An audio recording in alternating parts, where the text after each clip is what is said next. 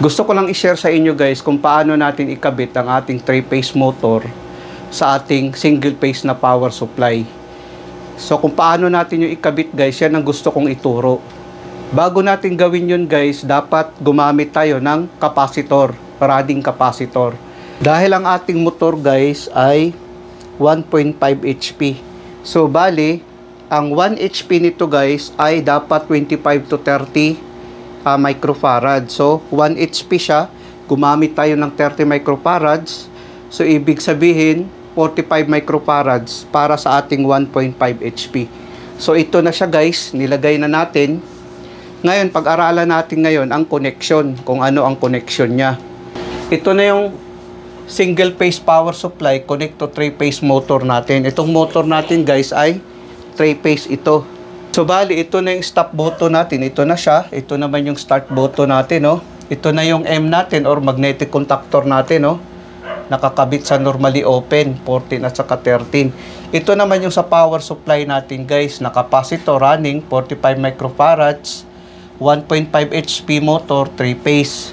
So bali, 1.5 HP motor ang ating ginamit. Dahil single phase ang ating supply, kailangan natin gumamit ng capacitor kung makikita natin. Ito na yung capacitor natin. Ngayon guys, pag-aralan natin itong diagram kung ano ang function niya. Pag i-press natin itong start button, mag-close ito guys. Gaganon ito. Pag close niya, ang kuryente ngayon dadaloy dito, no? Gagana ngayon ang magnetic contactor natin. Ito siya. Pag gana nito guys, i-close to ng magnetic contactor natin. Pag bitawan natin to guys, babalik to sa normal position na naka-open. Dahil ang ating ginamit na push button ay momentary push button. So babalik sa normal position na ganun. Ngayon ang kuryente ngayon dadaloy dito, no? Gumana ngayon ang magnetic contactor natin. Dahil nagkakaroon na siya ng power supply. Ngayon guys, dahil gumana ang magnetic contactor natin, mag-close naman ito, no? Mag-close naman ito. Pag-close niyan guys, ang kuryente ngayon dahil single phase siya, papunta ngayon dito, no? Dapat ito siya ay hot wire or neutral, no? Nakakabit ang capacitor natin. Ngayon, gagana ngayon ang 3-phase motor natin, guys. Pag ganun ang position niya. Ngayon, pag i-press naman natin tong stop button, mag-open naman ito, guys, no? Mag-open ito, gaganon siya.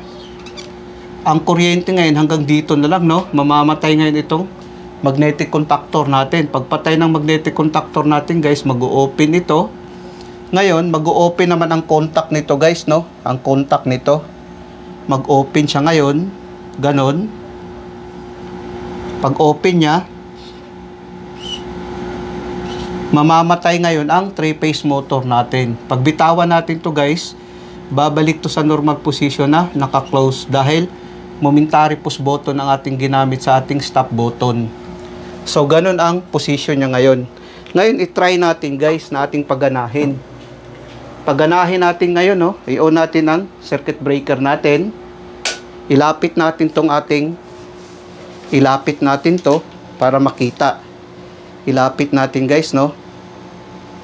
Ganun na lang. Ilapit lang natin konti para makita, no? Ang function niya. Ngayon, i-try natin ngayon. On natin. Tingnan natin yung motor kung gagana ba. Try natin. Ayan, gumana yung 3-phase motor natin guys. Single phase ang ating ginamit na power supply, tapos ang motor natin ay 3-phase. Kasi itong motor natin, ang delta nito ay 220 volts, ang 380 naman ang Y connection.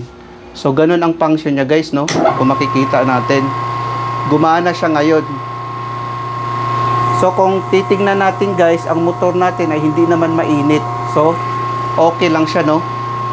Okay lang siya. Bali 3-phase yung motor, single phase ang power supply natin. Ganun pag magkabit guys, sundan lang natin ang diagram na ito. Off natin, tapos i-on naman natin ulit. Ganun. Tapos i-off natin. On natin. Tapos off natin.